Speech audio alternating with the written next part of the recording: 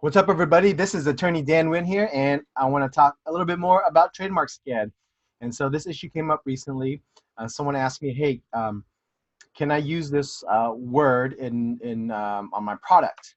And it was actually for a particular item, and in this case, you actually have to have more of one of these items to get a trademark. You can't just have one particular item.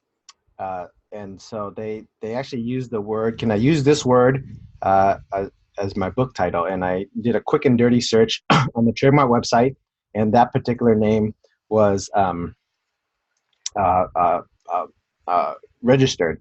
But the person that asked me had to use the name. Let's just call it Nike, right?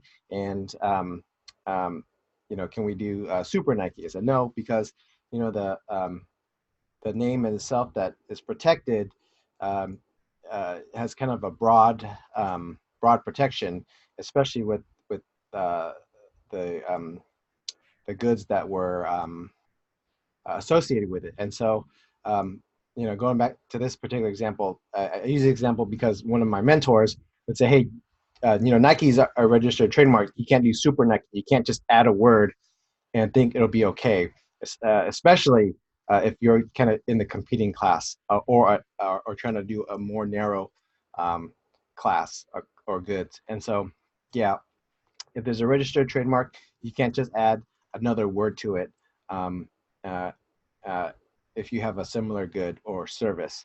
And so they had to go back to the drawing board and think of a new name. Now, if you looked at some of my other videos, how do you pick a good name?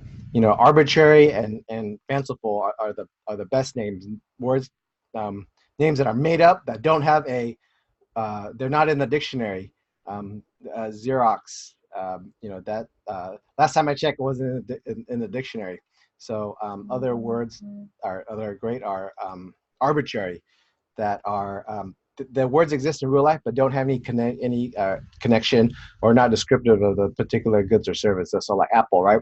Apple, we all know it's synonymous with computers and phones now, but when they first started, right, there was really no connection, and they took up all that time to build the call it source identifier, build that brand recognition that they're known for computers and phones and music and TV and things like that. So if you're gonna pick a name, arbitrary and fanciful are the best kind of types of names because they're really strong. And then make sure you do your search clearance to see if it's able.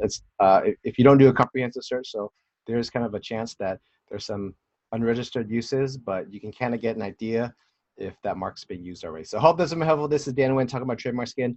When you get a free copy of my book, just by shipping, go to mytmbook.com, and I'll talk to you later.